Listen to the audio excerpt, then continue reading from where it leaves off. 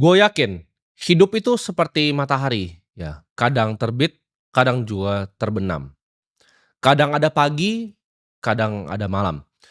Dan gue adalah orang yang selalu bersiap untuk datangnya malam. Gue selalu tahu, hidup itu nggak akan selalu pagi dan nggak akan selalu siang. Nanti akan ada sore dan akan ada malam. Hidup itu nggak gampang, dan setiap perjalanan yang gue jalanin, itu justru adalah rangkaian dari ujian. Ujian-ujian hidup. Hidup itu bukan datang ke taman berbunga, tapi hidup adalah peperangan. Peperangan yang lu harus waspada untuk lihat setiap hari. Hidup yang lu impikan, ya, hidup yang tanpa masalah di taman berbunga, itu gua kasih tahu itu bukanlah kehidupan yang real.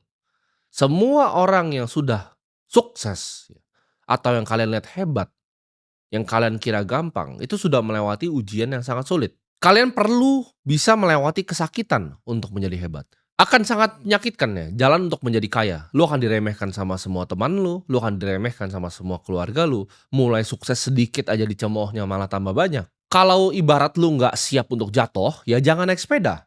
Lu kalau nggak siap untuk ke medan perang, nggak siap untuk ditebas pakai pedang atau kena tusuk sama tombak, ya jangan berperang.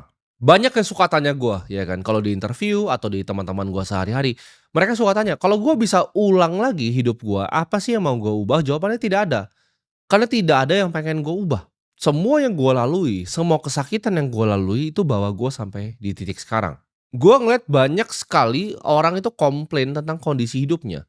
Ah, hidup gue yang paling sulit, ya gue dilahirkan di keluarga yang miskin. Bahkan banyak komentar-komentar yang melayang ke gue. Oh, dia mah hidupnya sudah ditata rapih oleh orang tuanya.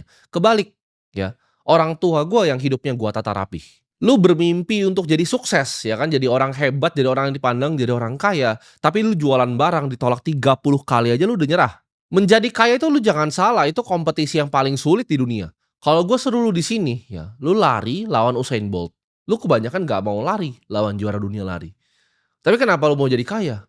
Menjadi kaya itu lebih sulit dibanding lu jadi Usain Bolt. Karena semua orang di jalanan, lu lihat kanan kiri lu, semua tetangga lu, bapak, emak lu juga mau jadi orang kaya. Lu butuh api yang ada di dalam hati lu, bahwa lu sungguh-sungguh ingin mau kaya. Karena ini bukan akan jadi perjalanan yang gampang. Lu kira lu bisa jadi kaya dengan hidup yang nyaman, ya lu balik tidur ke alam mimpi aja, itu nggak akan pernah terjadi. Gue coba tanya, ya, kapan lu ingat bahwa hidup lu itu benar-benar berubah? Coba lu inget-inget, itu pasti kejadian yang nggak enak di hidup lu.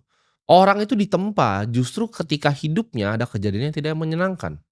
Ada hal yang menyakitkan di hidupnya. Orang hebat itu nggak lahir dari kondisi yang gampang dan mudah. Trauma, ya gue sebut di sini adalah sebenarnya cheat code, ya. Cara curang untuk justru lu punya semangat ini. Cara curang untuk lu jadi orang yang sukses. Coba ketika gue tanya tadi, apa hal paling menyakitkan yang lu pernah ingat? Apa momen yang keluar gitu? Apakah ditinggalkan sama pacar untuk laki-laki lain karena lu kurang mapan dan kurang mampu? Apakah nyokap lu nangis-nangis di depan rumah itu ada debt collector mau sita rumah lu karena nggak bisa bayar cicilan? Apakah itu bokap lu sakit lu nggak bisa bayarin di rumah sakit? Di situ kadang titiknya justru manusia itu berubah. Antara dua, ya kalau manusia kena trauma yang luar biasa itu antara kena dua. Ya, ketika lu liat nyokap lu nangis-nangis ya mau dipukulin sama debt collector, atau bokap lu sakit lu nggak bisa bayar, itu akan jadi dua hal. Antara lu jadi sampah masyarakat, lu ngobat di pinggir jalan, atau lu jadi orang yang super sukses. Ini nggak ada di tengah. Lu justru pakai ya sakit hati yang ada di hati lu terhadap peristiwa-peristiwa itu untuk make sure hal seperti itu tidak akan pernah hadir di hidup saya lagi. Karena lu mikir ya kalau lu ditinggalin sama pacar lu atau bahkan ditinggalin, dicerain sama istri lu. Untuk laki-laki lain, lu kenapa kenapa kamu selingkuh? Karena lu adalah laki-laki yang tidak kompeten.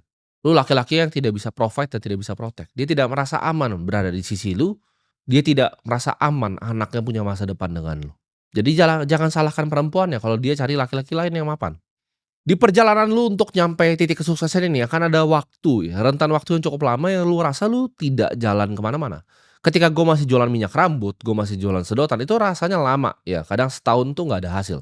Akan ada periode panjang gue sebutnya di sini. Ini akan menguji siapa yang beneran mau untuk sukses dan siapa yang pemalas. Jangan punya kebiasaan untuk bohongin diri sendiri. Hari ini lu bilang, "Oke, saya mau sukses ya, saya udah sakit hati, saya nggak mau melakukan hal yang sama lagi." Besok lu udah berubah lagi. Akan ada waktunya lu benci dengan apa yang lu lakuin, lu kurang puas dengan apa yang lu lakuin. Lu udah kerja keras ya semaksimal mungkin tapi hasilnya belum kunjung datang. Ketika lu stres, lu capek, lu berhenti, itulah kenapa 99% gua sebutnya orang di negara ini akan mati dengan miskin.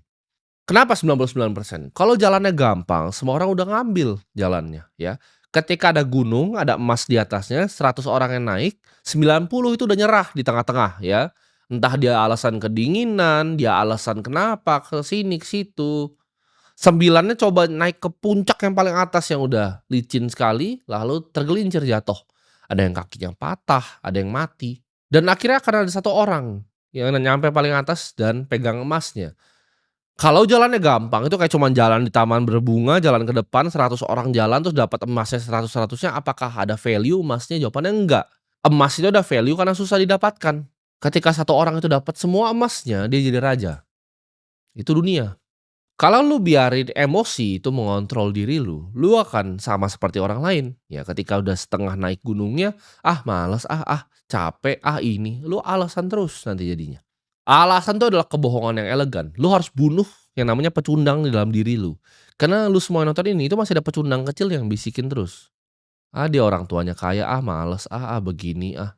Ketika lu lihat artis ya, artis papan atas yang kerja sudah puluhan tahun di TV, dibayar 50 juta jadi presenter, dibayar 100 juta. Lu lihat dia, lu lihat hartanya triliun, lu bilang, cuci duit, gitu. Itu adalah setan yang ngomong tuh di kuping lu. Lu pengen ketik begitu. Karena saking pecundangnya, ketika lu lihat keluarga lu miskin, lunya juga miskin, lu diajari pakai cara-cara miskin, lu gampang sekali ya untuk tunjuk orang, "Oh, ini dia mesin cuci," gitu. Padahal lu nggak lihat prosesnya 20 tahun gitu. Pelajari orang yang hidupnya lu mau contoh, lu mau naik gunung, ya lu pelajari orang yang bisa naik gunung. Masa lu mau naik gunung, lu belajar sama orang yang nggak pernah naik gunung? Hidup gua itu berubah paling banyak ketika gua stop dengerin, ya. Orang yang hidupnya misalnya dia nih, gua nggak mau jadi dia, ketika ada bacot keluar dari mulutnya, gua stop untuk dengerin.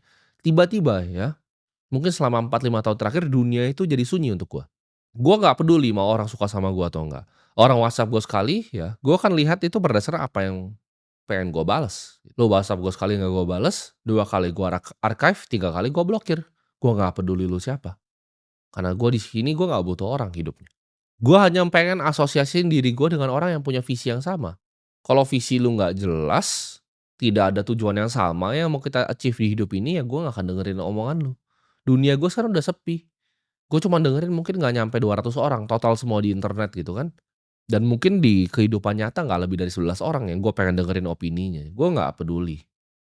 Kalau lu nggak bersiap, akan ada momennya di dunia ini lu akan jadi sampah yang ditinggalkan oleh masyarakat.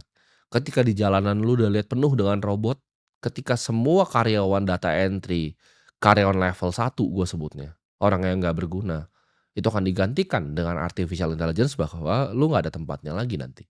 Jangan cuman semangat di awal dan nggak selesai lombanya. Ingat, hidup ini bukan cuman sprint, tapi ini adalah maraton yang panjang sekali. Ini naik gunung yang besar sekali dan tinggi sekali. Kesuksesan tuh benci sama orang yang namanya munafik, ya. Gimana lu ada artis lu katain mesin cuci, tapi lu dalam hati lu berharap dapat uang untuk makan hari ini. Uang akan benci sama lu, ya. Orang-orang munafik seperti lu yang membenci uang tuh nggak akan datang dia ke lu. Ketika lu benci uang, uang akan ludahin balik muka lu, ya. Ketika lu jadi pembenci orang kaya, "Oh dia ini begini karena begini." Lu akan diludahin balik sama uang. Lu harus kejar yang namanya keahlian di dunia ini bukan cuman sekedar pamer, ya. Investasi di ilmu bukan investasi untuk pamer.